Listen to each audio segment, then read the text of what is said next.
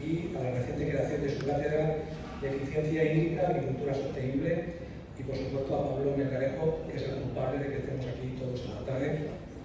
Agradezco que haya elegido también las instalaciones de esta Cámara para celebrar su primera actividad. Un gesto que significa que la Universidad confía en este espacio como punto de encuentro entre el conocimiento académico, el tejido económico y social de nuestra comarca. Espero que esta sea la primera, Pablo, de muchas veces, porque las puertas de la Cámara de Comercio, como sabes, están abiertas a las universidades para acoger cuantas actividades, foros y proyectos de colaboración puedan surgir entre nuestras instituciones. Porque entendemos que el diálogo entre la universidad y la empresa es imprescindible para el desarrollo de nuestra tierra. Y por supuesto, doy la bienvenida a los ponentes que nos acompañan, y en especial a Raúl Mérida, que ha hecho un viaje largo desde Valencia, comisionado para la recuperación de la Generalitat Valenciana, y espero, Raúl, que te sea enriquecedor esta jornada y sobre todo te lleves a Valencia pues, el mensaje de la Río Baja, ¿no? Esas necesidades que tenemos y sobre todo en relación a las tanas y demás que hemos estado comentando. Cedo la palabra al resto de expertos en materia jurídica, ambiental, científica y agraria, cuyas aportaciones en materia sin duda enriquecerán el debate en torno a este plan y sus implicaciones en nuestra comarca. De nuevo, bienvenidos todos a la Cámara de Comercio y comenzamos.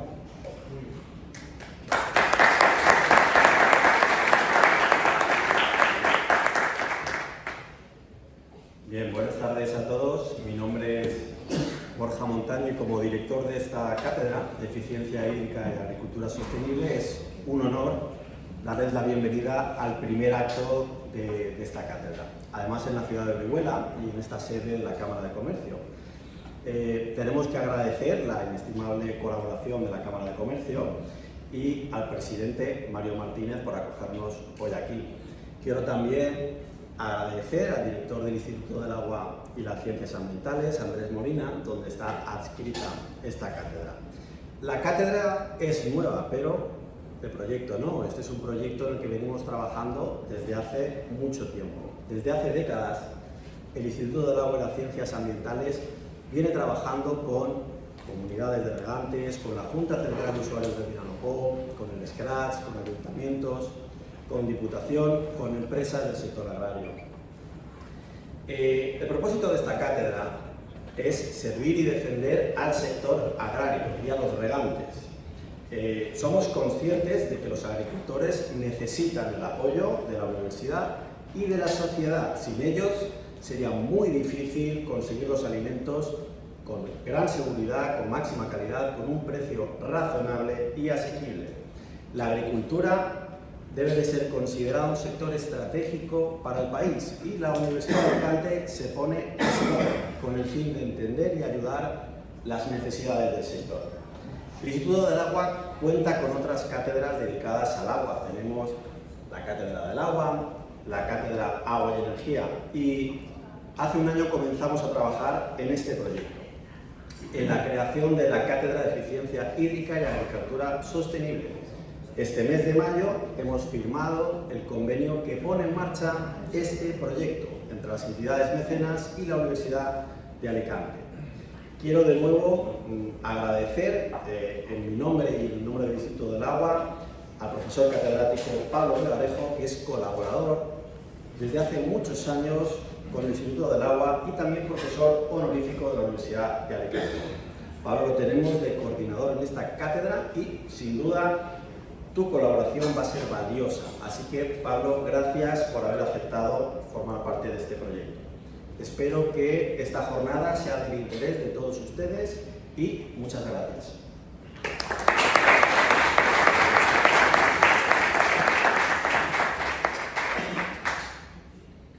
Bueno, buenas tardes y reitero el agradecimiento a la Cámara por la amabilidad que ha tenido de dejarnos este espacio excelente que tenéis aquí en Orihuela para realizar la primera actividad de esta nueva cátedra institucional que tenemos en el Instituto del Agua y que ha sido apoyada por 13 entidades en este momento y de las entidades de las más importantes de la provincia de Alicante.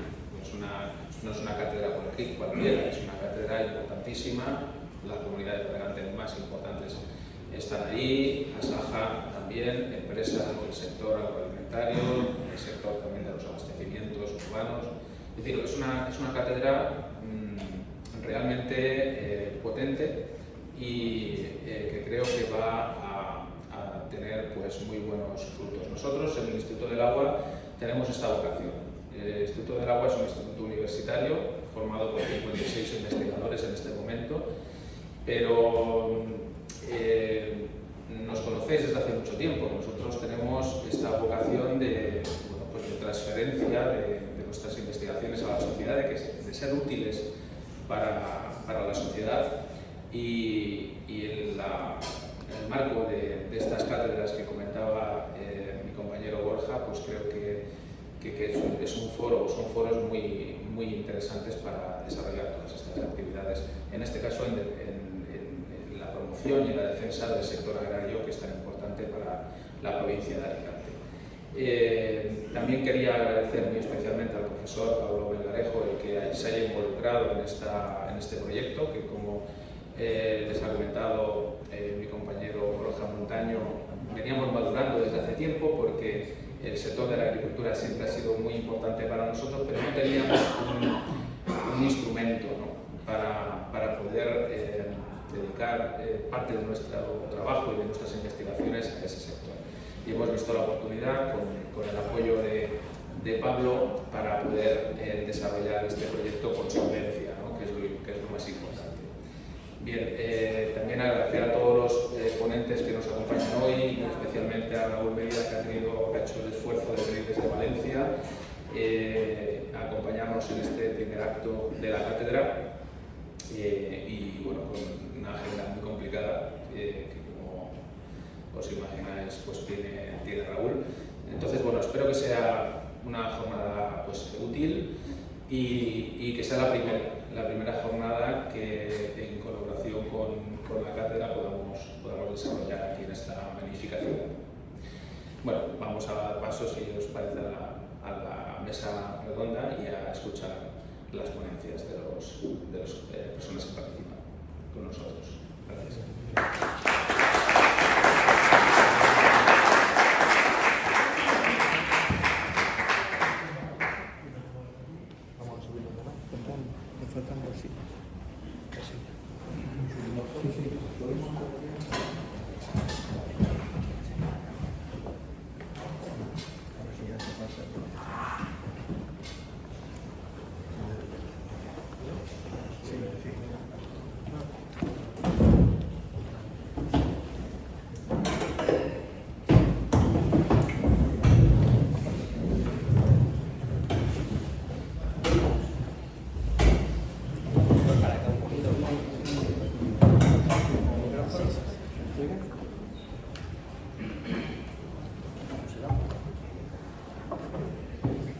Buenas tardes a todos y muchas gracias, Mario, por dejarnos este magnífico salón.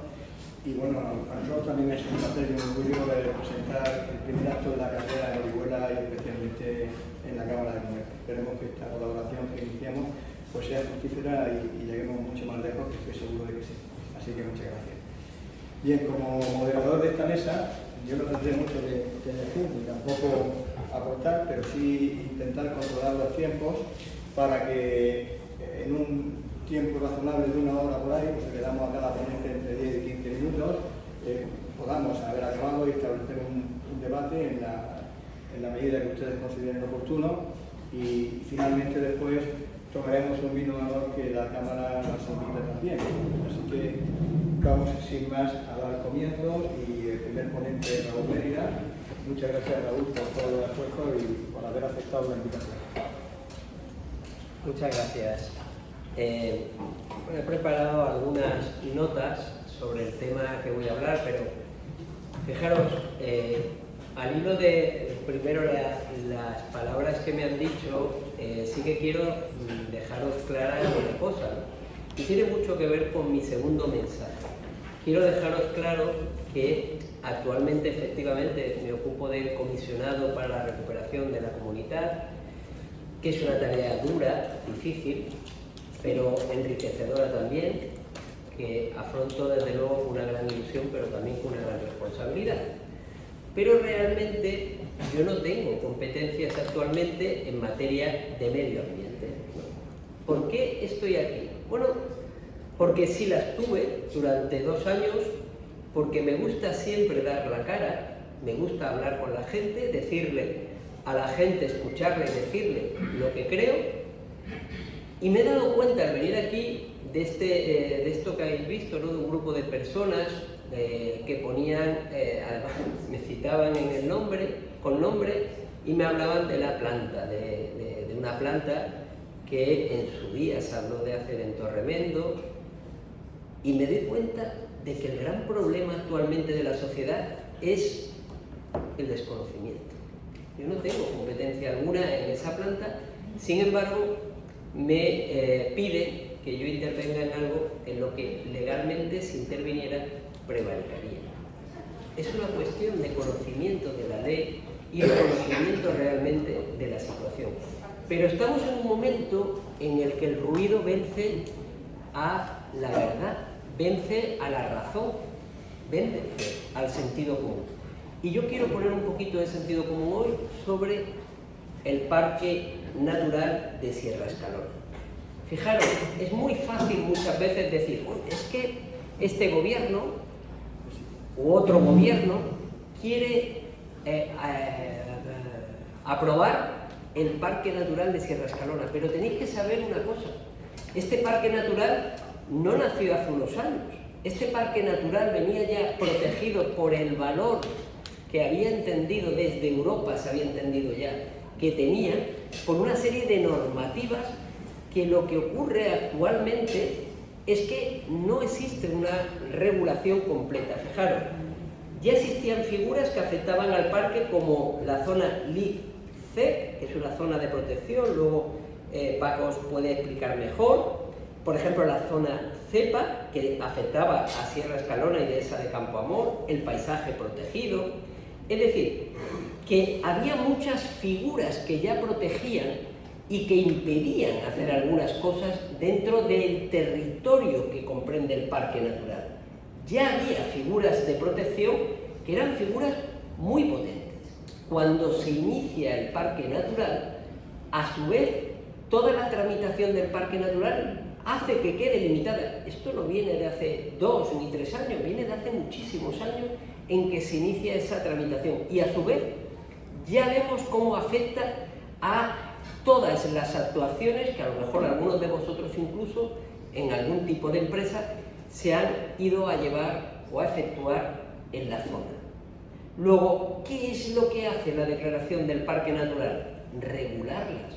Es el POR, tiene 2 figuras el parque natural, el POR y el PRUG. Ahora lo que se aprueba es el POR, que luego con el PRUG podrá concretarse también mucho más en cuanto a las acciones y actuaciones que puedan limitarse o no en el parque. Pero hay una cosa que tenéis que saber, un parque natural es algo vivo. ¿Eso qué quiere decir? Fijaros, en el desierto de Las Palmas, el desierto de Las Palmas en Castellón, cuando se reguló el parque natural, se prohibió correr. En aquella época solo se corría cuando se huía. Nadie hacía deporte corriendo cuando se aprobó ese parque natural, la regulación de ese parque natural. Es evidente que es necesario adaptar esa norma ahora que impide que, por ejemplo, la gente pueda hacer footing por allí, pueda correr por la zona.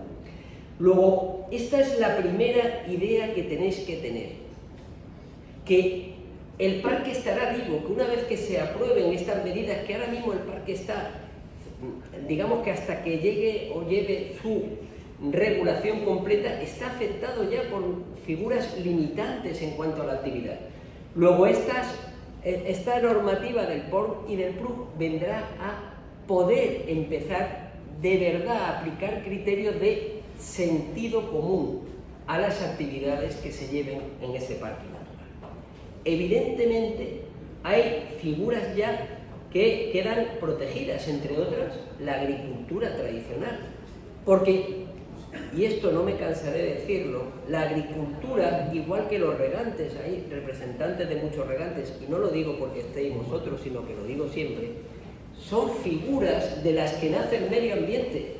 Sin agricultura o sin regantes no hay espacio, no estaría el Hondo, por ejemplo, no existiría el Hondo o no existiría la Albufera de Valencia.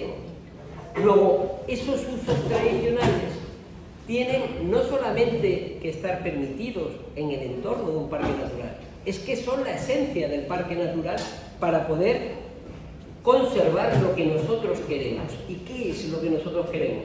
Conservar por una parte el patrimonio natural, es decir, la cantidad de fauna y de flora que existe en el parque natural.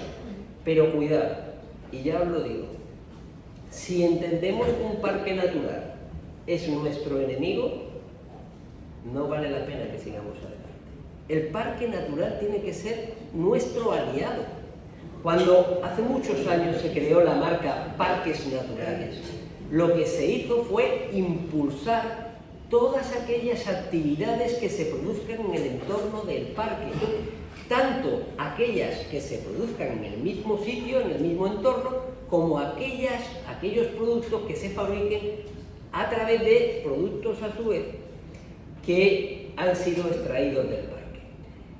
Cuando yo llegué como director general de Medio Natural, hacía años que se habían dejado de celebrar las ferias de la marca Parques Naturales, aquellas ferias en las que los propios fabricantes gratuitamente podían ir al Mercado de Colón de Valencia, que era la única que entonces se celebraba, y hasta esa había dejado de celebrarse. ¿Qué hicimos nosotros?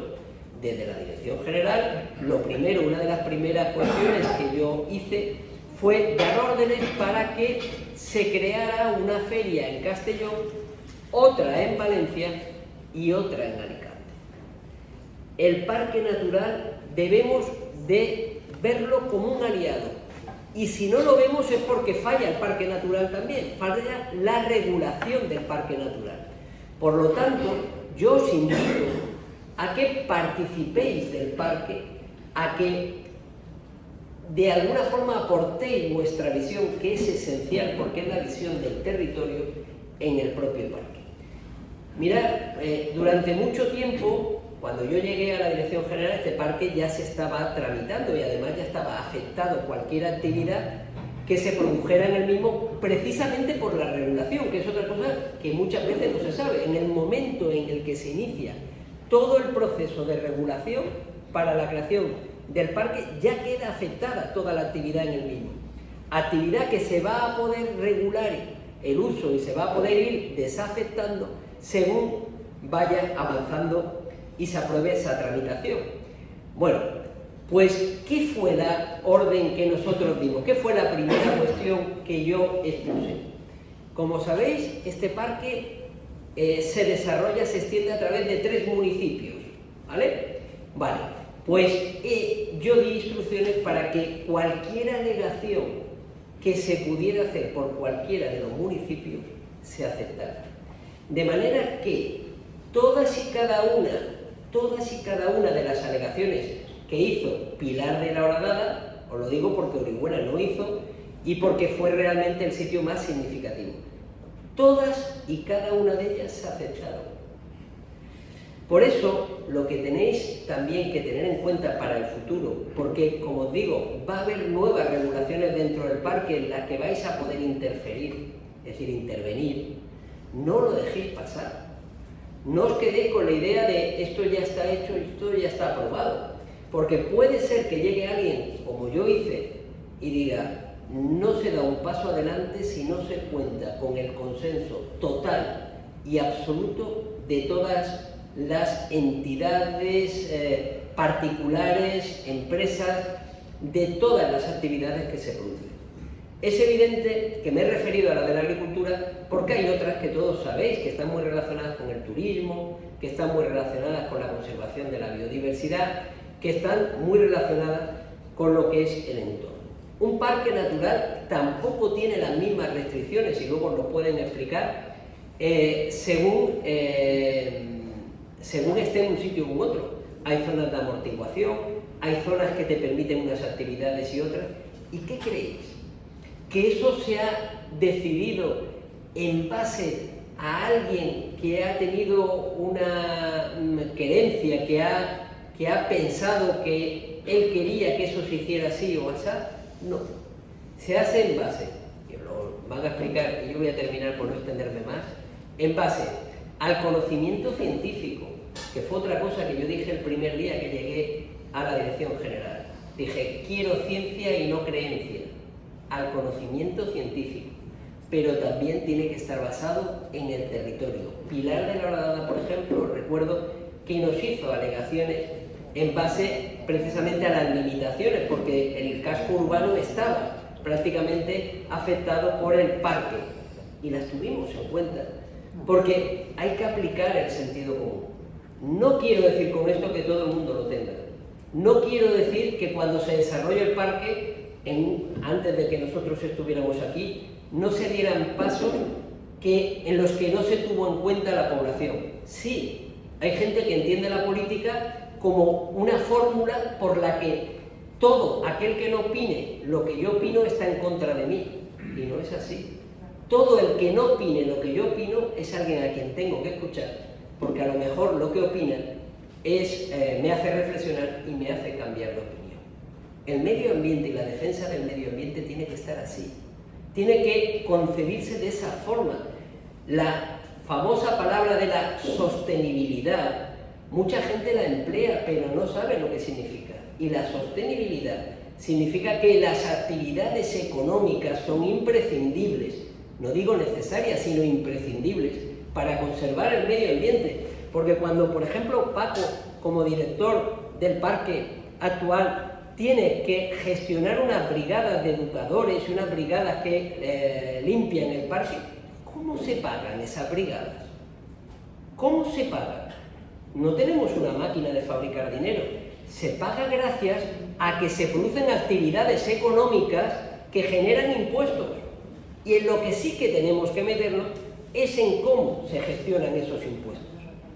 Pero se gestiona así. Así se protege el medio ambiente, con los impuestos que se pagan de las actividades económicas. Esto, que verdad que es de sentido común, pues parece para algunas personas, cuando lo cuento, como si hubieran descubierto el fuego por primera vez aquel hombre primitivo que vio una llama. En eso está basada la sostenibilidad. Sin sostenibilidad, sin actividad económica, no podemos conservar el medio ambiente. Pero hay una segunda cosa que quiero deciros. Sin personas viviendo en el territorio, no podemos conservar el medio ambiente. Yo siempre digo una frase que es: para proteger el medio ambiente necesito pediatras. ¿Y por qué lo digo? Porque cuando me he dedicado durante mis últimos años, y bueno, muchos años, a visitar los municipios pequeños, yo a la gente joven le preguntaba qué necesitaba para vivir allí. Y me decía, hombre, necesitamos internet por el trabajo, pero necesitamos pediatras para nuestros hijos, porque si yo no tengo un pediatra, esa es la razón por la que yo me voy del municipio. Y esta reflexión de necesitamos pediatras para conservar el medio ambiente quiere decir que cualquier actividad, no sé a lo que os dedicáis, pero cualquier actividad que hayáis desarrollado a lo largo de vuestra vida, probablemente la necesitamos si queremos sostenibilidad. Y para proteger el medio ambiente nosotros necesitamos en la administración gente viviendo en el territorio. No hay suficientes brigadas, no hay dinero para pagar a las suficientes brigadas, las necesarias brigadas que necesitaríamos para proteger el medio ambiente si no tenemos a gente en el territorio. Una última cosa, ya no vuelvo a decir más. La mejor forma para protegernos de los incendios es que haya gente en el territorio. Hay dos formas en la Comunidad Valenciana que evitan los incendios. La primera, aquella persona que va por el campo y ve el incendio. La segunda, las torres de vigilancia que tenemos. Las dos, factor humano. Sin personas en el territorio no podemos proteger el medio ambiente. Muchas gracias.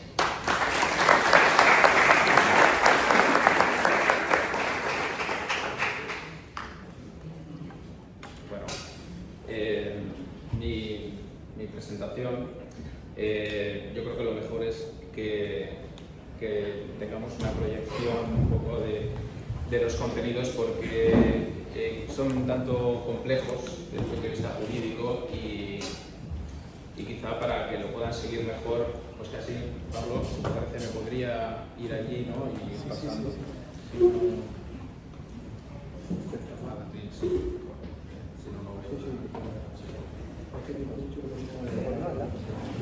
Bueno, si están aquí en el ordenador. También puedes poner el ordenador aquí delante de... ¿Te lo puedes tener aquí? Si no, se pone... ¿Quieres poner el ordenador aquí? ¿Vas tú ahora? No, sí, sí. No, vamos. No hagas un spoiler. Sí.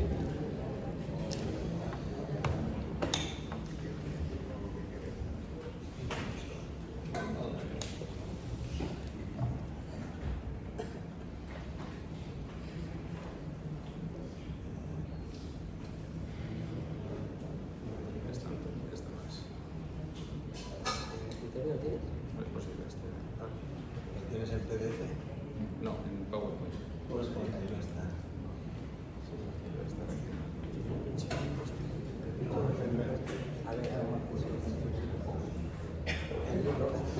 Es este, ¿no?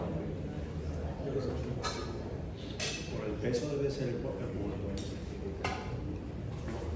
No, este no es. Lo tienes en el pendrive.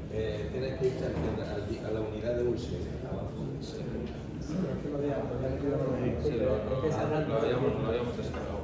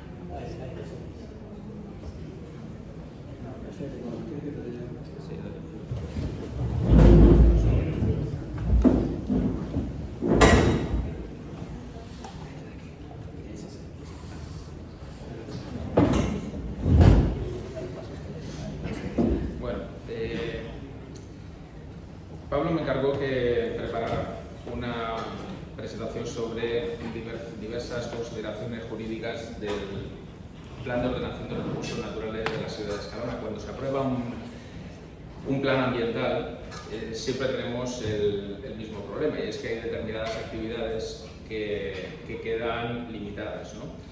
Entonces, esta presentación tiene relación con una actividad que se nos consultó al Instituto del Agua sobre la posibilidad de desarrollarla en el ámbito, en el área de amortiguación de impactos del parque natural, y que tiene que ver con la instalación de un parque fotovoltaico para suministrar energía renovable a la desaladora de Torrevieja.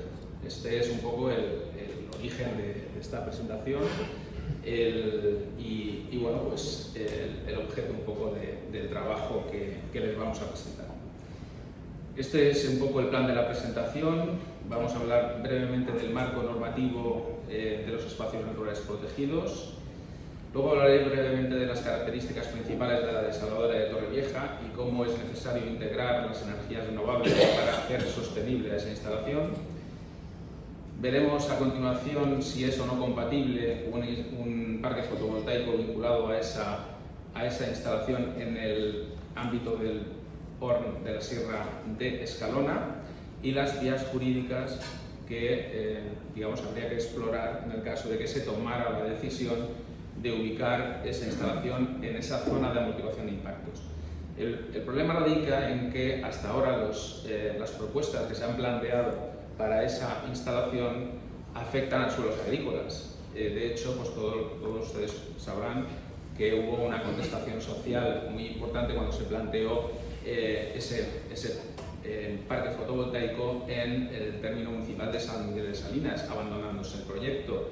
Ahora hay, y vimos en prensa hace unos días, cómo Aquamed ha hecho un replanteamiento de ese proyecto, y ahora pues lo que se pretende es ocupar suelos de alto rendimiento agrícola, pero a lo largo de toda la Vega Baja, pero de manera espigada, es decir, de manera, no de manera concentrada en una única ubicación. Entonces el planteamiento es, bueno, ¿por qué no utilizar algunos suelos de la zona de amortiguación de impactos del parque donde no existe ese aprovechamiento agrario de alta intensidad o de alto valor, ¿no? Siempre y cuando evidentemente se preserven los valores ambientales del espacio. Este es un poco el objeto del encargo que se nos hace, y estas son las reflexiones que les presento a continuación.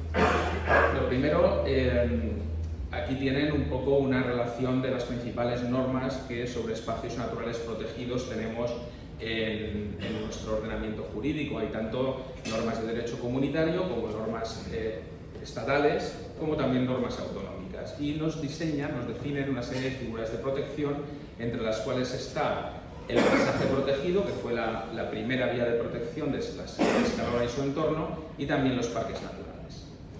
Bien, los hitos principales en cuanto a la protección de la Sierra de Escalona y su entorno son los que tienen ahí a continuación, ¿no? Fue declarado paisaje protegido en el año 2018, incluye cepa y LIC en diferentes amplitudes, ¿no?, dentro del ámbito de ese paisaje protegido.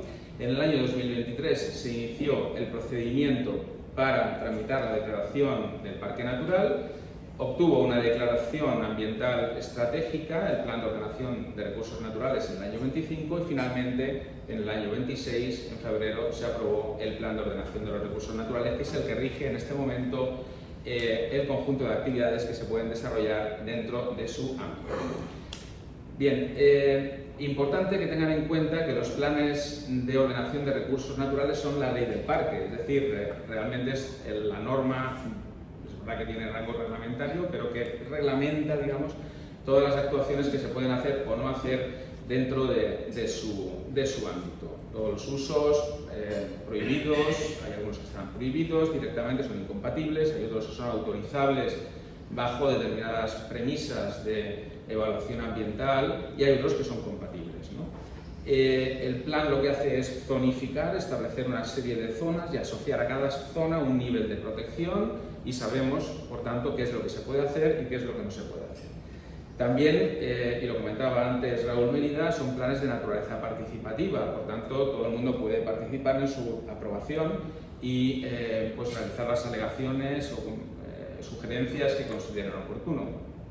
Desgraciadamente muchas veces no se hace uso de esta posibilidad y luego pues quizá hay situaciones que se podían haber corregido, porque los que mejor conocen el territorio son precisamente ustedes, ¿no?, las personas que conviven ahí, ¿no? Entonces, bueno, es una oportunidad y efectivamente falta todavía por aprobar el plan rector de uso y gestión, y les animo a que participen cuando se vaya a tramitar ese instrumento, como comentaba Raúl.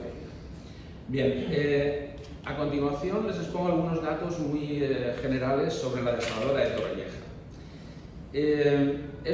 Primero, es una obra hidráulica de interés general del Estado. Como saben ustedes, esta es una obra que se concibe en la modificación que se realiza en el año 2005 del Plan Hidrológico Nacional, y que, bueno, pues sustituye el trasvase del Ebro por diferentes desaladoras que vendrían teóricamente a aportar los recursos que ya no vendrían del Ebro. Y esta es una de las instalaciones más importantes. Su objeto desde el principio es el de garantizar los regadíos del trasvase Tajo Segura, aunque puedan utilizarse parte de sus caudales para otros fines. Pero el objeto principal es garantizar esos regadíos. Su capacidad inicial es de 80 hectómetros cúbicos anuales. La promovió Aquamed mediante una encomienda de gestión, un convenio administrativo entre el Ministerio y esa entidad. y bueno, ahora se ha planteado su ampliación como consecuencia de la infradotación del trasvase Tajo Segura, de la elevación del caudal ecológico en la demarcación del Tajo y la previsible reducción de aportaciones que vendrán desde esa infraestructura. Son 40 hectómetros cúbicos más, con una capacidad final de 120 hectómetros cúbicos anuales. Es una actuación incluida en el plan del Segura y se aprobó el proyecto de ampliación en el año 2023.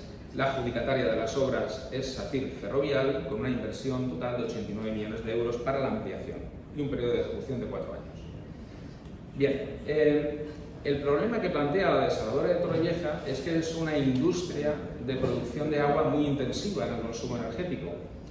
Entonces, no hay otra manera para que esa instalación sea sostenible que aportarle energía renovable, tanto para reducir el coste como para cumplir con los objetivos que nos marca la Unión Europea y la Ley de Cambio Climático que tienen ahí, que son objetivos de reducción de, digamos, de los gases de efecto invernadero. Por tanto, es necesario, si queremos que esa instalación funcione, que tenga un aporte de energía renovable. Aquí les he traído, simplemente, bueno, vuestra presentación se colgará en la web de la cátedra, podrán consultarlo, 4 normas recientes que lo que nos vienen a decir es que hay que aportar energía fotovoltaica para las desaladoras y que entre tanto no se haga, el agua tiene que estar subsidiada, es decir, tiene que tener un precio reducido. Por tanto, está claro que el objetivo es que esa instalación disponga de energía renovable. Como ven ahí, la desalación sería por tanto un pilar estratégico para intentar equilibrar parcialmente el sistema hídrico de la demarcación del Segura, pero su viabilidad depende de la reducción del coste energético.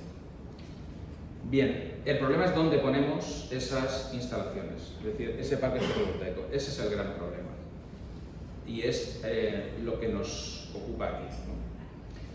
Bien, si nos leemos la evaluación de impacto ambiental estratégica del PORM de la Sierra de Escalona, veremos que quien realizó la evaluación indicó que el uso fotovoltaico, digamos, de energía fotovoltaica no era en principio, no debía ser en principio compatible en todo el ámbito del plan, por sus posibles impactos de carácter paisajístico a nivel de fauna y de conservación del suelo.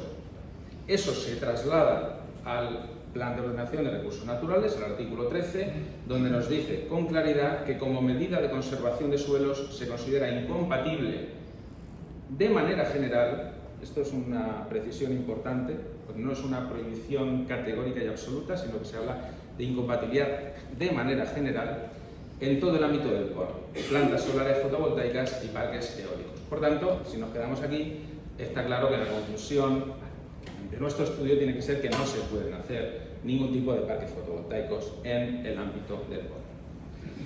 Bien, también hay que tener en cuenta que la normativa valenciana pone obstáculos para poner este tipo de instalaciones en las zonas de alta o muy alta capacidad agrológica. No es que esté prohibido utilizar esos suelos para instalar los parques fotovoltaicos, pero sí que es algo que está restringido, que está limitado. Se tiene que intentar buscar espacios que no tengan esas características, preferentemente urbanos. Hay toda una jerarquía de suelos en la normativa valenciana que nos indica que primero hay que priorizar emplazamientos urbanos, luego emplazamientos que estén cerca de la ciudad encubiertas o en zonas donde no haya estos usos agrarios de alto rendimiento. También esa normativa nos dice que con carácter general se debe evitar instalarlos en parques naturales. No estamos hablando en nuestro trabajo de instalar en el parque natural un parque fotovoltaico, sino en el área de amortiguación de impactos, que es diferente. Pero bueno, ese evitar con carácter general lo tenemos en esta normativa valenciana, ¿no? Al final, la compatibilidad o no del uso depende de la zonificación que realice el plan y, como hemos visto, el plan en el área de amortiguación de impactos nos dice que no podemos hacer este tipo de parques. Bueno, lo siguiente que nos planteamos, nosotros al final estamos en la universidad y tenemos la posibilidad, ¿no?, de reflexionar y de plantearnos cosas que, bueno, quizá luego se pueden hacer o no se pueden hacer, ¿no? Pero necesitábamos estudiar en el supuesto de que se quisiera poner un parque fotovoltaico en el área de amortiguación de impactos del parque, si se puede hacer o no se puede hacer. Y aquí les indico las dos vías para poder hacerlo posible. La primera sería tramitar un procedimiento de modificación puntual del PON, lo que requeriría una evaluación de impacto ambiental estratégica para esa modificación, o bien tramitar un proyecto de instalación fotovoltaica que esté basado en la existencia de razones imperiosas de interés público de primer orden. Eso no es que me lo haya inventado yo, es un concepto del derecho comunitario que permite desarrollar actuaciones en zonas ambientalmente protegidas.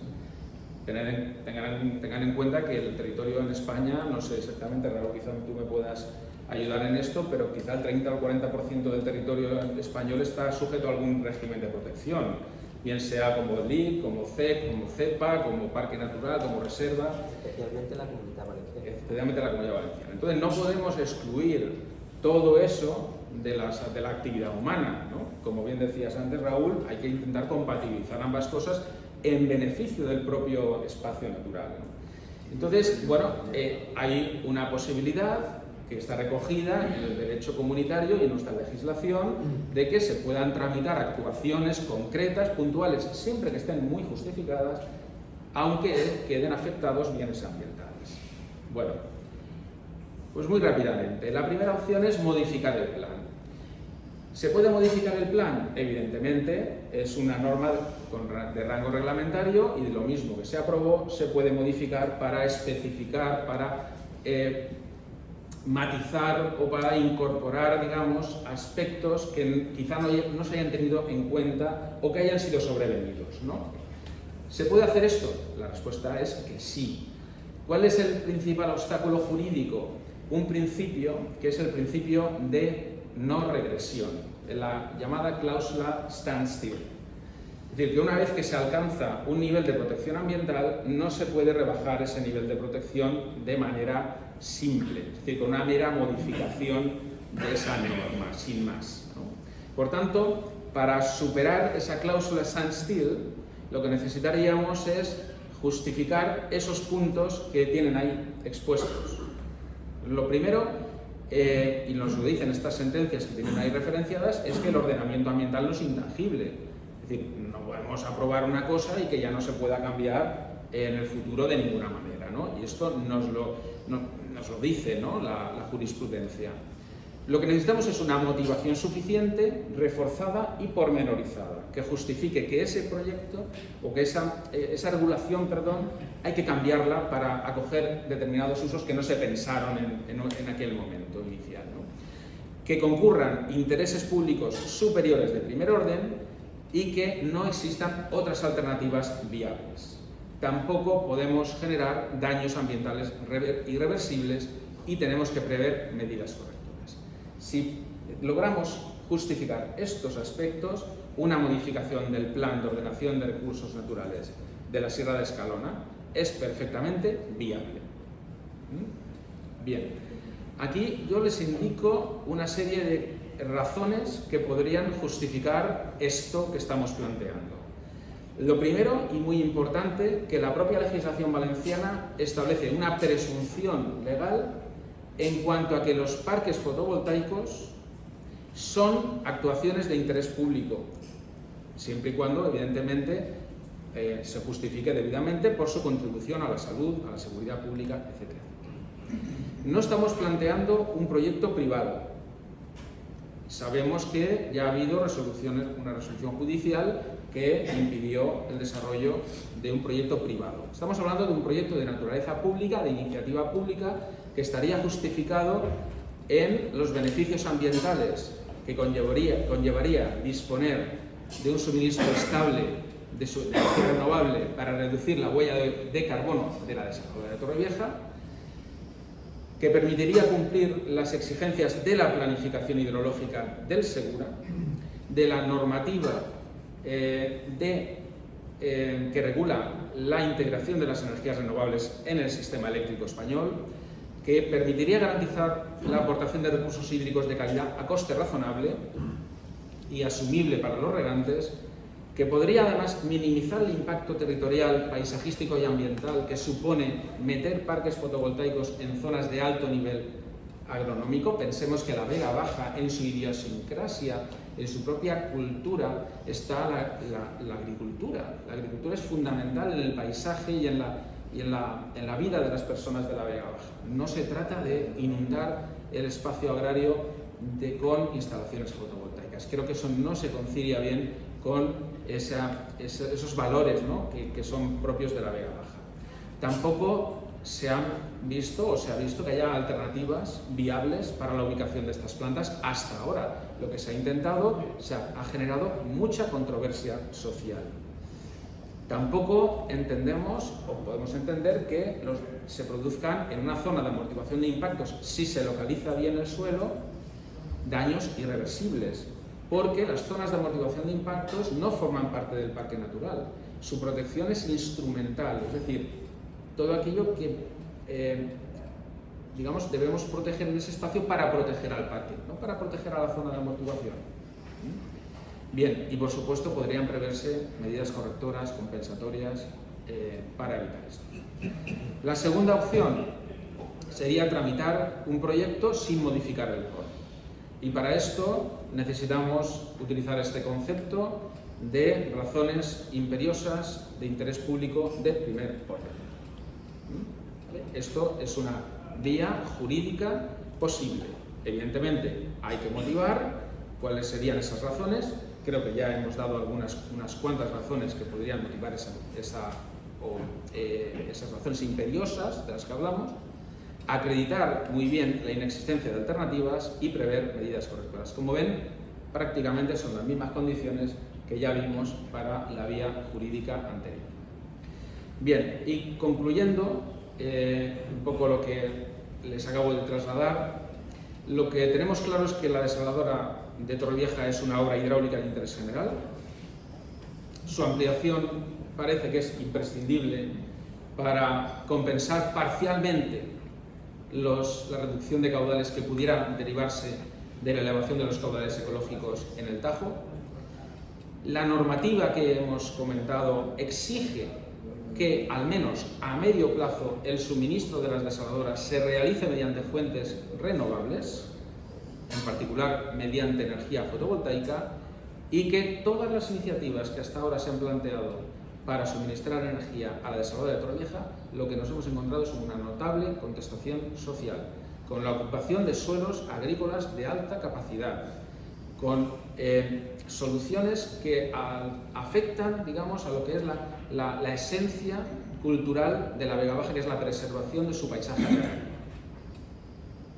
Bien, se plantea, por tanto, la búsqueda de terrenos que puedan ser potencialmente idóneos en el ámbito del Parque Natural de la Sierra de Escalona, no en el parque, sino en su zona de amortiguación, y para ello, insisto, se deberían realizar, si se toma esa decisión, alguna de estas dos vías jurídicas que hemos comentado. O bien la modificación del PORN, o bien la aprobación de un proyecto en el que se justifiquen la existencia de razones imperiosas de interés público prioritario, tal como prevé el derecho de la Unión Europea. Bien, esto es un poco lo que traemos aquí para la reflexión, para el comentario por parte de todos ustedes. Como evidentemente sería necesario localizar esos suelos, sería necesario someter esas modificaciones a la evaluación de impacto ambiental correspondiente, pero creo que es interesante explorar esta posibilidad con la finalidad, digamos, de que no se ocupen suelos agrarios en la zona de la Vega Baja de alto rendimiento agronómico. Muchas gracias, espero que haya sido útil.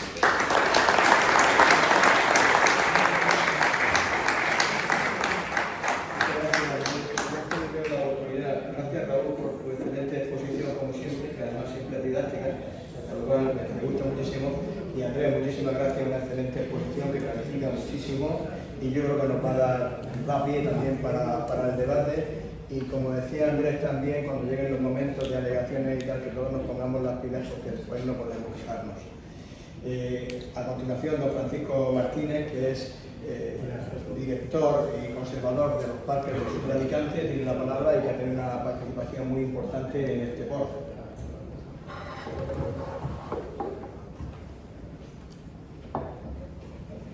No tan importante.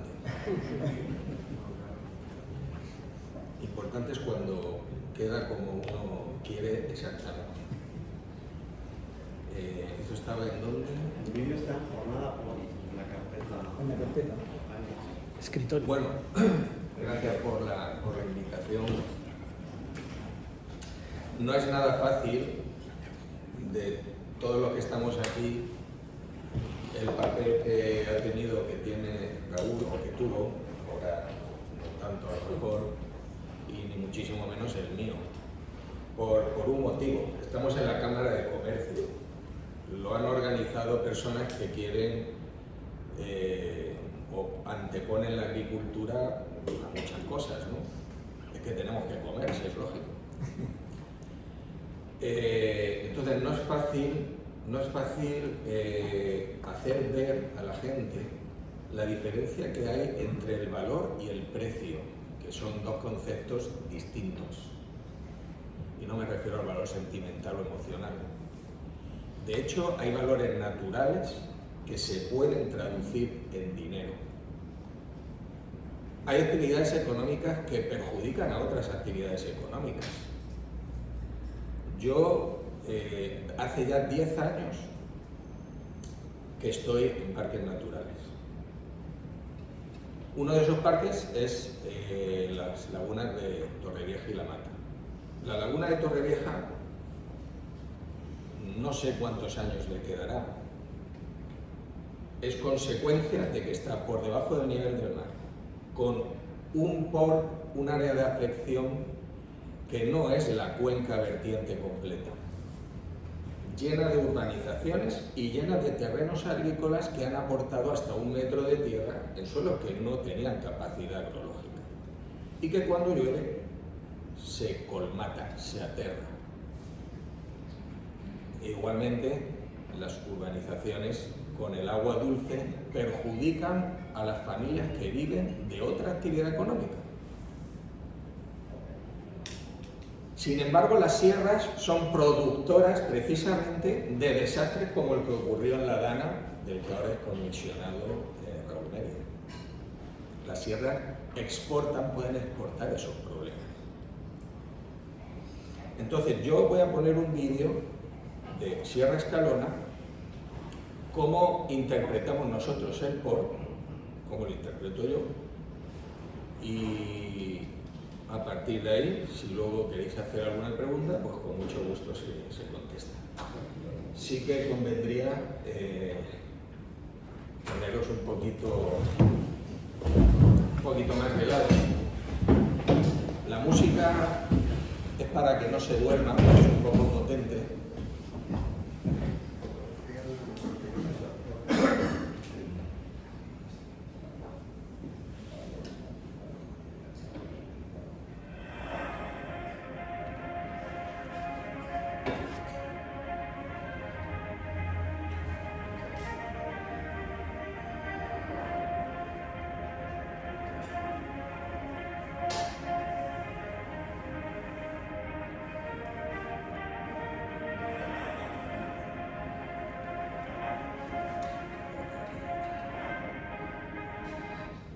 Perdón, es para quitar la pantalla esta que...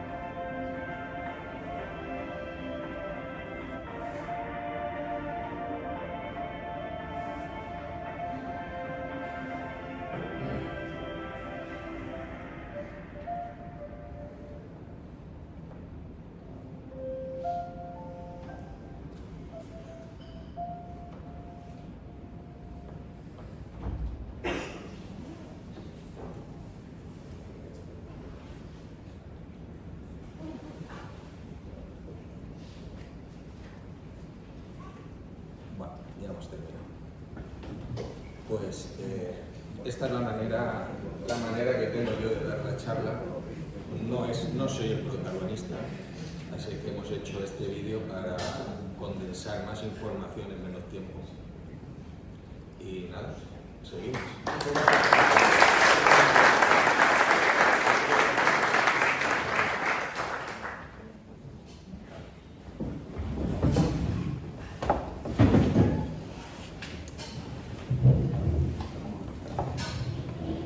Muy bien. Pues lo que tenía pensado decir lo han dicho ya casi hecho, pero bueno, está bien. Mi intervención lo voy a basar, la voy a dividir en dos partes. Una primera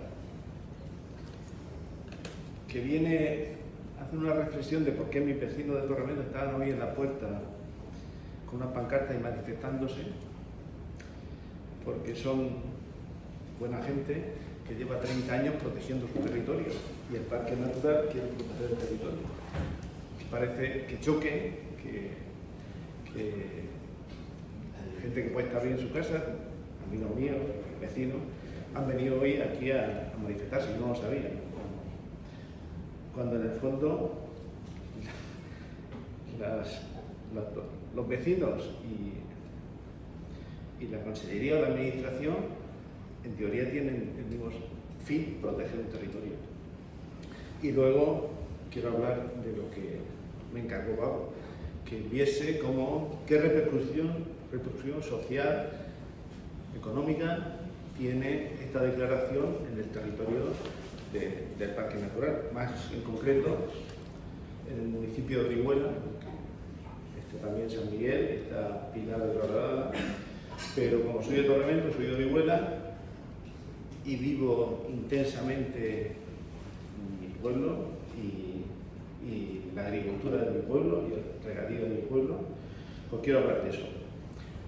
Y para eso, para explicar esto, Raúl ha empezado hablando de este largo camino de protección del territorio que se remonta hace 36 años, exactamente, una declaración del MIC en el Plan General de Ordenación de Orihuela, que sigue en vigor después de 36 años, 5.000 hectáreas, 4.000 y pico, casi 5.000, que era el corazón de la sierra y se protege por los valores ambientales, no por algo en concreto, sino por los valores ambientales.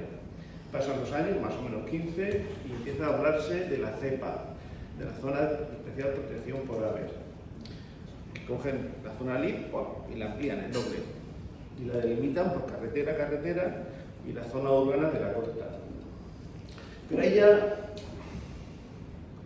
y digo como lo he vivido a lo largo de estos años, ya vemos que, porque la declaración de CEPA se condicionó y yo creo que se retrasó un poco para otra infraestructura que Andrés lo ha dicho muy bien, porque el agua del Levante, la zona regable del Trapaz Estado Segura y la zona de Sierra Escalona y Torremendo tienen están íntimamente ligados, ¿no? Pues había que hacer la subestación eléctrica y tendido eléctrico que conectase la línea de alta tensión con la subestación de la Marquesa para suministrar agua a la desaladora de Torrevieja. Y ahí ya pues, se hizo esa infraestructura y después se declara la zona CEPA, que ya era una protección muy importante. Todos los de Torremendo entendemos que nuestras montañas tienen que estar protegidas, pero esa graduación de protección de nuestros campos y la zona CEPA fue la primera, ya chocó muchísimo, porque hay que remontarse a casi 20 años y había otras expectativas probablemente, estábamos viviendo un boom urbanístico y aquello fue un frenazo. Pero bueno, y paralelo a esto, paralelo a toda esta historia que se remonta a 30 años, está la guerra de un pueblo que lucha por su futuro y porque no lo coloquen un vertedero que destroza todo el entorno, ¿no? Que es una lucha histórica de Torremendo y se le conoce perfectamente en toda la Comunidad Valenciana a los vecinos de Torremendo por esa lucha. Van pasando los años y casi al final de cada legislatura se da un paso más en la protección. Y en 18 se declara el paisaje protegido. Ya superamos la zona cepa, incluimos Pucárvara y Cristo con 13.000 y pico hectáreas, que ya no se protegen las aves, sino se protege un paisaje. En el fondo era una herramienta más rápida de proteger, porque lo que se quería en ese momento desde Botanic, que era aquel gobierno, era limitar, proteger. Y se establecieron unas medidas cautelares, en el 2018 se determina el paisaje protegido. No afectó socialmente, no tuvo ninguna repercusión, porque proteger la Sierra de Pucallpa, todos asumimos que es una sierra y hay que protegerla. La Sierra del Cristo está más dañada por actuaciones que no han tenido ninguna lógica, pero bueno, se protege también. Y el embalse de la Pedrera. El embalse de la Pedrera es un embalse que está ligado a la agricultura y que con el tiempo ha creado un hábitat.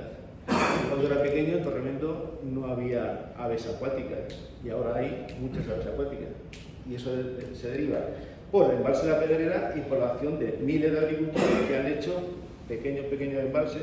Y una imagen que ha puesto Paco de las charcas de campo, que yo la he conocido perfectamente, que creaban microhábitats importantísimos, pues esos microhábitats llueven menos, ya no está el territorio definido como hace 40 o 50 años, esos pequeños hábitats los sustituyen esos embalses de cada uno de los regantes.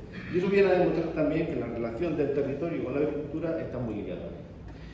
Y ejemplos de eso tenemos muchos, como Riego de Levante, más en izquierda, que ha creado en el último siglo uno de los espacios naturales más importantes de la Comunidad Valenciana, el Hondo de Elche. Sin agricultura no habría ese Hondo de Elche, que es una gran reserva y orgullo de todos los valencianos. Pero también hay que hablar de Riego de Levante en margen derecha, porque es el que salvaguarda la Salinas de Torrevieja, porque si no se tuviese las zonas regables que se crearon también hace un siglo por Riego de Levante en margen derecha, seguramente las salinas estarían mucho más atoradas de residuos, porque la masa vegetal actúa de retención de esos arrastres que vienen a dañar un medio natural tan importante como las Salinas de Torrevieja. Y por último, nos encontramos con el POR. Yo envidio mucho al Pilar de Lorada, porque son vecinos nuestros, que es un pueblo muy activo. Sé que hicieron alegaciones al POR y se han tenido en cuenta. No existe ese sentimiento de choque en el Pilar contra el parque natural como puede existir en Torremendo. En Orihuela ni nos enteramos del POR. Y eso es culpa mía también, porque yo tenía que haberme enterado de que estaba el POR expuesto, pero no me enteré. Y el ayuntamiento tampoco se enteró, porque no hizo ninguna alegación. Y afecta muchísimo el POR a este. Y este POR es muy agresivo con las actividades que tenemos que desarrollar para vivir en Torremendo, contra la agricultura. Yo creo que si este POR es vivo, habrá que cambiarlo, porque con este POR la agricultura de Torremendo y la actividad agrícola principal del pueblo se va a ver muy limitada. Me voy a remontar un poco más atrás, para analizar la percepción que se tiene en Torremendo sobre muchas decisiones que toma la administración. Me voy a remontar al inicio del trasvase Tajo Segura. Torremendo tiene 5.000 hectáreas, son 8.000 hectáreas el ámbito del pueblo, 5.000 de terreno agrícola, un 25% se le expropió para hacer el embalse de la Pedrera, que eran las tierras más fértiles, las más bajas. Y no se tuvo ninguna compensación para eso. Se expropiaron por unos céntimos. Y Ángel García, que está aquí, que fue uno de los luchadores para conseguir el agua del Torremendo, costó muchísimo trabajo, y hoy de las 64 comunidades de regantes que hay en el trasvase Tajo Segura, la de Torremendo es la peor dotada. Es decir, aportamos el 25% de nuestro territorio y hoy somos la peor dotada de todo el conjunto de las 50.000 hectáreas que hay en la provincia de Alicante y de las 130 y tantas mil que hay en el conjunto. Y eso queda grabado en la gente del pueblo, claro. Porque al final ves que todo el nivel... Bueno, la situación es tan grave, pero...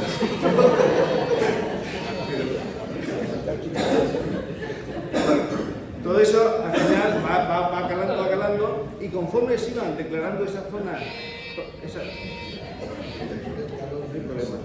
conforme se iban declarando estas zonas, estas leyes que iban protegiendo el territorio, el Torremolinos seguía luchando interminablemente durante 30 años y hemos llegado por vía judicial hasta donde hemos tenido que llegar para conseguir evitar que nos coloquen un vertedero.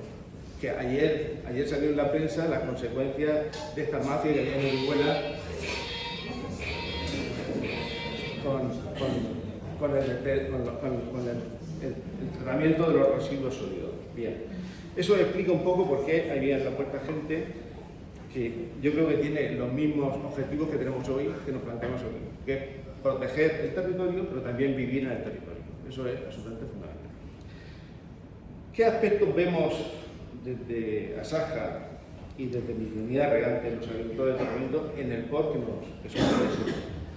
Pues, por ejemplo, yo tengo 3 plantas fotovoltaicas en Torremolinos, porque tengo que regar con energía, ser eficiente, ser más sostenible. Hoy me lo prohíbe. Yo no lo entiendo. Me lo prohíbe por protección de suelo. Donde tengo las plantas fotovoltaicas, una está dentro de una balsa. Y las otras están en un terreno que ha crecido la vegetación, y hay más vegetación donde están las plantas que fuera. Porque hay más sombra, un poquitín más de humedad. Y yo creo que eso no se ha captado. En Torremolinos se iba a hacer un gran campo fotovoltaico y como reacción a aquello lo prohíbo todo. Pero la sabiduría está en el equilibrio. Yo creo que eso hay que reequilibrarlo. Luego también en el POR se prohíbe la impermeabilización de suelo, el sellado de suelo. Cuando hoy los acolchados son una estrategia necesaria en la agricultura, los acolchados plásticos, que no sellan el suelo, te evitan la evaporación, te evitan el uso de herbicidas y es una herramienta. Y eso el POR lo prohíbe. No. Pone sellado. No. Bueno. No lo prohíbe. Pone sellado. Sí, pero sellado es hormigonado, invernaderos, que no haya, que una gota de agua no pueda tocar el suelo. Sí, pero si yo sello, pone sellado. No, tú no sellas el suelo. Estás hablando de los plásticos como podemos tener nuestras interpretaciones, pero pone sellado. Que el POR lo ha hecho el Consejo y lo ha aprobado el Consejo. Sí, vale. Yo te digo que si me llega a mí que tú vas a hacer un cultivo donde vas a poner, bueno, si de hecho las bancadas de los cítricos están tapadas, eso no es un sellado del suelo. Eso no es un sellado del suelo porque deja suelo todavía libre donde el agua puede penetrar. El POR también, en principio, prohíbe los invernaderos. Dice literalmente que podrán ser autorizados los cortamientos e invernaderos. Podrán ser autorizados quiere decir que de entrada están prohibidos. Cuando la actividad hortícola es importantísima. No, eso tampoco es. Lo pone. Los invernaderos se quitaron de un artículo, sí, porque cuando uno hace el POR, podemos entrar ya en la mesa, ¿no? No, pero cuando uno hace el POR,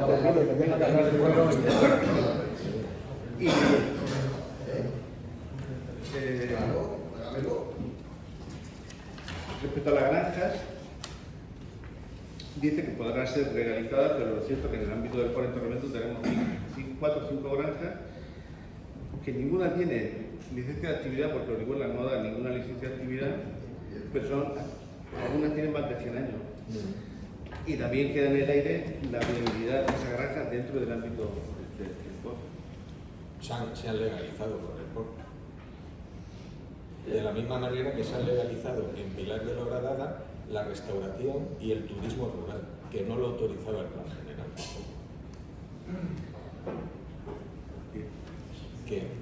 Que no todo es malo.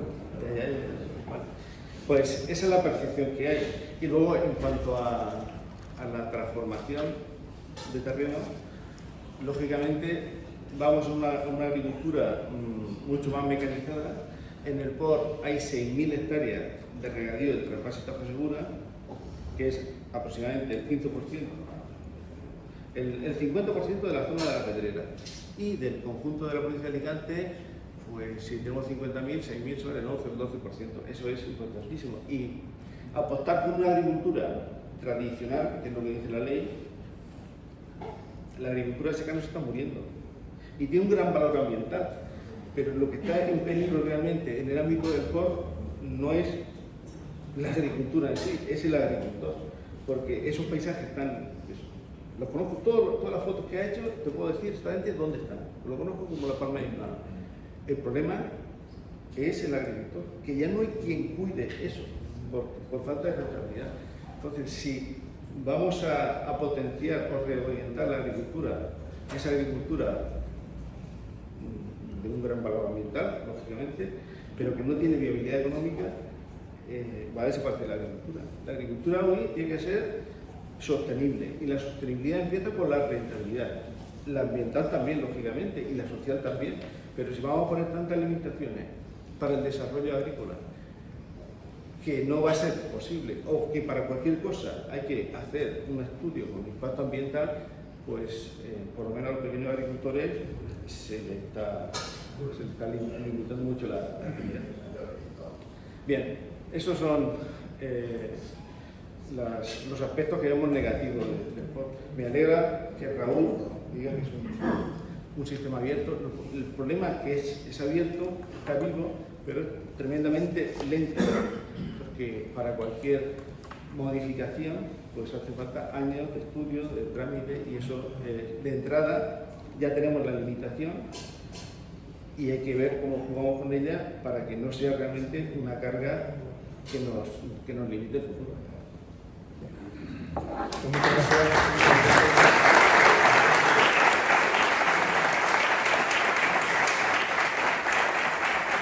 Yo creo que ha hecho una revisión histórica interesantísima, ¿no? Y especialmente en defensa del torremendo, que también se lo merece, porque efectivamente si no hay agricultores difícilmente vamos a tener por ni nada. O sea que, muy bien. Yo creo que ahora podemos empezar el turno, cada uno lo que piense y lo que quiera, ¿no? Abrimos un turno de palabras si os parece y empezar a disparar, por favor. Adelante, Ángel. Sí, buenas tardes. Sí, buenas tardes. Soy Ángel Urbina. En primer lugar, lo que ha dicho Raúl, que no se queda tiene competencia, pero efectivamente, el problema que estamos teniendo es que los productos de los parques naturales, la administración en este momento no está poniendo en valor porque podemos hacerlo.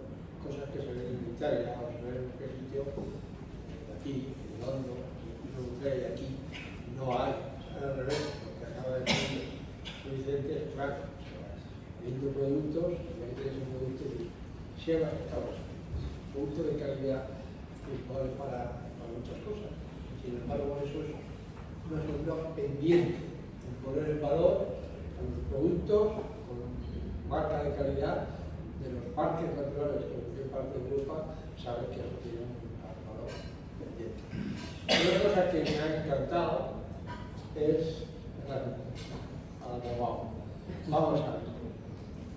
Me ha encantado el enfoque para hacer la fotovoltaica en la Sierra de Torremolinos.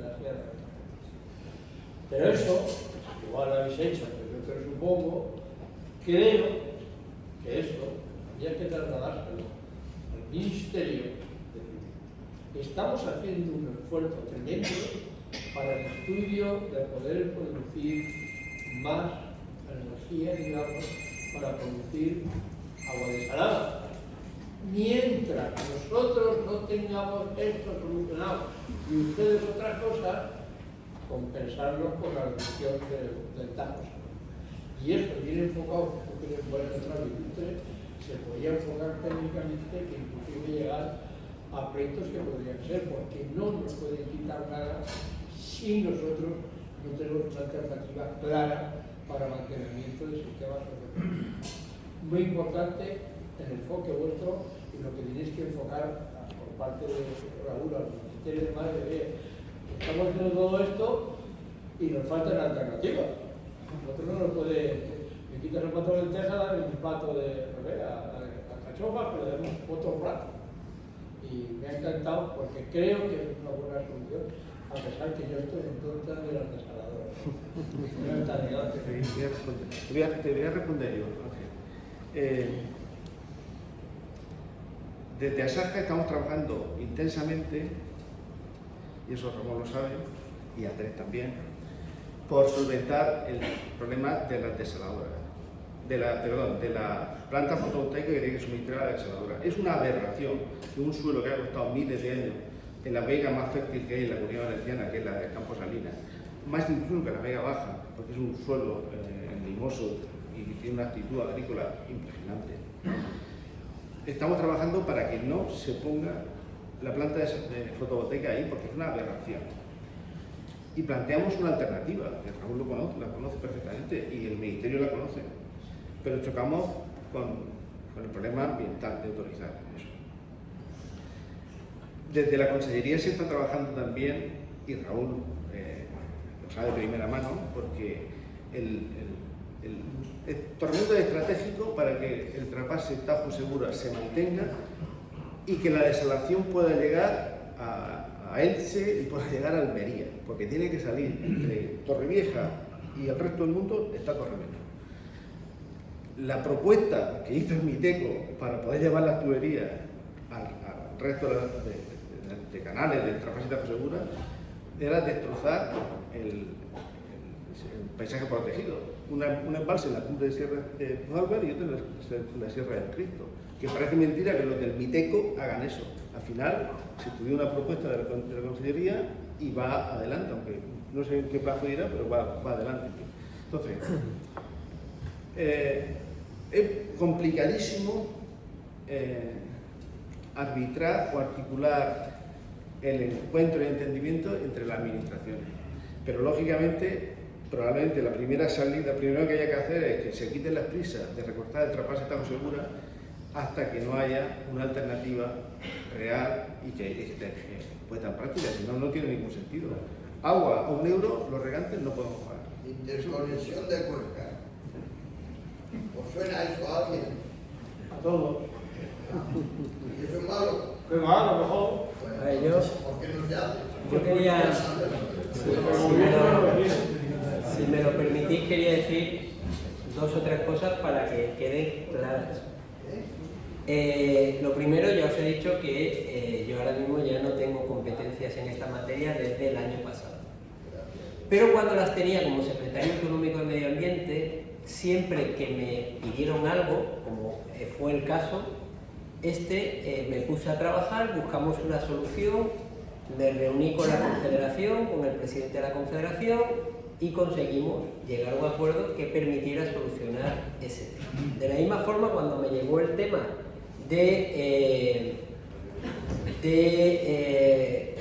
no, pero no te vayas, es que quiero decir una cosa sobre la planta que me parece muy interesante. Cuando se dijo el tema de la planta fotovoltaica, inmediatamente nos pusimos a trabajar para buscar, yo puse al director territorial de Medio Ambiente para buscar una solución. Luego yo hubo el cambio de competencias mío y ya me puse con otras tareas. En el tema de la planta tuvimos una reunión allí en la que estuvo el alcalde de Orihuela con una premisa clara: no se hará nada si no hay consenso. Fue la primera frase que dije, la repetí durante la reunión varias veces y así acabamos. No se hará nada si no hay consenso. Y el alcalde efectivamente lo ratificó. Es decir, que en ese sentido creo que bastantes cuestiones pueden ser polémicas, como para cuestiones que en realidad no debería de existir ninguna polémica porque ya se manifestó esa intención, al menos desde nuestra administración. No sé quién siga, quién decidirá, pero desde luego desde nuestra administración ese fue el compromiso. Luego los vecinos por ese lado pueden estar muy tranquilos. Por otro lado, hay una cosa que también quiero manifestar con respecto al tema de la normativa. A mí, la verdad es que una normativa de estas, Paco puede decirlo, no, por eso él decía, bueno, no tan importante porque él tendrá también su opinión, su propia opinión con respecto al parque, porque realmente el parque este viene de hace muchos años. Las figuras de limitación que tienen el parque son de hace mucho tiempo. Entonces, realmente nosotros, ¿qué hemos podido aportar? Pues lo único, lo que os he comentado al principio, que todas aquellas alegaciones que hubiera, aceptarlas e incluirlas. Eso es lo que podíamos hacer. Porque mientras que esto no dé un paso más, es verdad lo que dices de que, los procesos son lentos, pero es que mientras estamos en una situación sin retorno, si una vez que se inició esto hace muchos años, realmente no hay un retorno.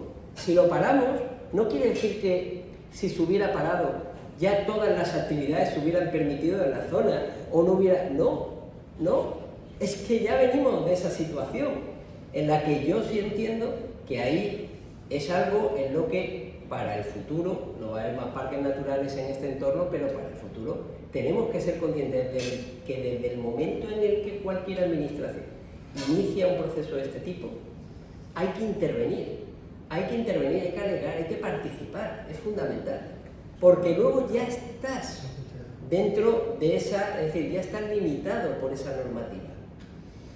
Luego, esta es la cuestión, por eso antes cuando Paco ha dicho, no, esto ha pasado a permitirse, es que las